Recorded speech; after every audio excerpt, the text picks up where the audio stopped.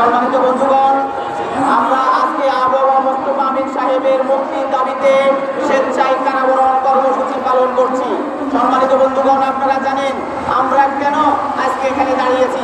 আপনারা জানেন যে দুর্নীতি এবং বিদেশ থেকে পাচারকৃত টাকা ফেরত আনার জন্য জনাব আবহাওয়া মোস্তফা আমিন 2021 সালে একটা সংগঠন করেছিলেন।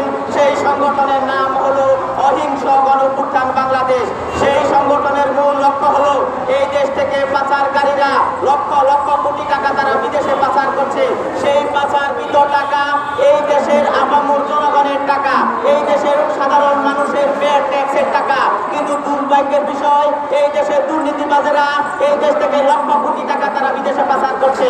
তাই মোস্তফা আমিন সাহেব একটা উদ্যোগ নিয়েছেন, সেই বিদেশ থেকে পাচারকৃত টাকা ফেরত আনার জন্য একটা আইন প্রণয়নের কথা বলা হয়েছে। সেই আইন প্রণয়নের জন্য উনি সারা দেশে 180 লক্ষ গণস্বাক্ষর সংগ্রহ করেছিলেন। সেই স্বাক্ষর সংগ্রহ করার উদ্দেশ্য হলো তিনি সরকারকে সেই স্বাক্ষরগুলো জমা দিবেন, যেন বিদেশ থেকে টাকা পাচারকৃত টাকা ফেরত এনে যারা গণস্বাক্ষর করেছে সেই পুঁজিহীন মানুষকে সহজ শর্তে সহজ কিস্তিতে বিনা সুদে ঋণ দেওয়া হয়। কিন্তু দুর্ভাগ্যের বিষয়, যখন দলীয় সরকার ছিল, দলীয় সরকারও তাকে জেল কাটিয়েছে। কিন্তু জনগণ মনে করেছিল যে অন্তর্বর্তী সরকার নির্দলীয় নিরপেক্ষ সরকার, এই সরকার অন্তত সেই বিদেশ থেকে পাচারকৃত টাকা ফেরত আনার উদ্যোগ নেবেন। কিন্তু দুর্ভাগ্যের বিষয়, এই অন্তর্বর্তী সরকার তো বিদেশ থেকে পাচারকৃত টাকা ফেরত আনার উদ্যোগ নেয়নি, বরঞ্চ আবহাওয়া মোস্তফা আমিন সাহেবকে আরো অন্যায্যভাবে উনাকে জেলে পাঠিয়েছে। এখন একটা জামিনযোগ্য মামলায় উনাকে জামিন দেওয়া হচ্ছে না।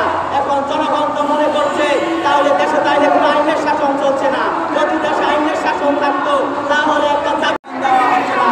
তাই মোস্তফা আমিন সাহেবের জামিনের দাবিতে, মুক্তির দাবিতে আমরা এই প্রেস ক্লাবের সামনে এবং স্বেচ্ছায় কারাবরণ কর্মসূচি পালন করছি।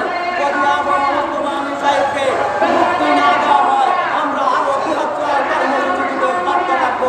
সম্মানিত বন্ধুগণ, আমরা আজকে এই প্রেস ক্লাব থেকে আবহাওয়া মোস্তফা আমিন সাহেবের মুক্তি দাবি করছি এবং সরকার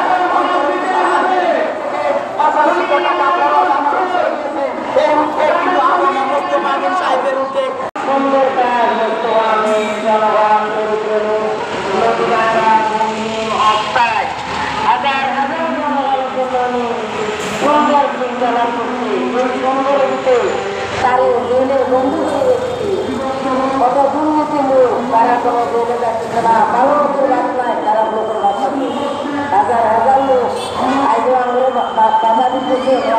কাজ আছে বাজারের না লোকরা আটকায় মানুষ আটকা এই মামলা দশটাম করে আছে। আমার বললে তাতে কোনো ভয় নাই। বাংলাদেশের ভিতরে কিছু চলছে করে করে 10টা টাকা কোনো লোকের খাইতাম তাইলে মনের ভিতরে করতাম। আইলাম সদস্য 1100 ছিলাম আমি। দক্ষিণা ক্ষেত্রে মহাকালী অঞ্চলে টাকা ডাউন করতে বারবার থেকে 10 টাকা দিতে পারে। এরপরে যদি আমাদের ভালো মতো সচেতন মানুষ না থাকে তাহলে আমরা যাবো কার কারো। এই জিনিসটা আমরা চাই, কার কাছে তাহলে আমরা কাটলাম। হাজার হাজার লক্ষ লক্ষ টাকা মানুষ, কোটি কোটি টাকা মানুষ ঋণে হয়ে গেছে। কত রোগ মারা যায়,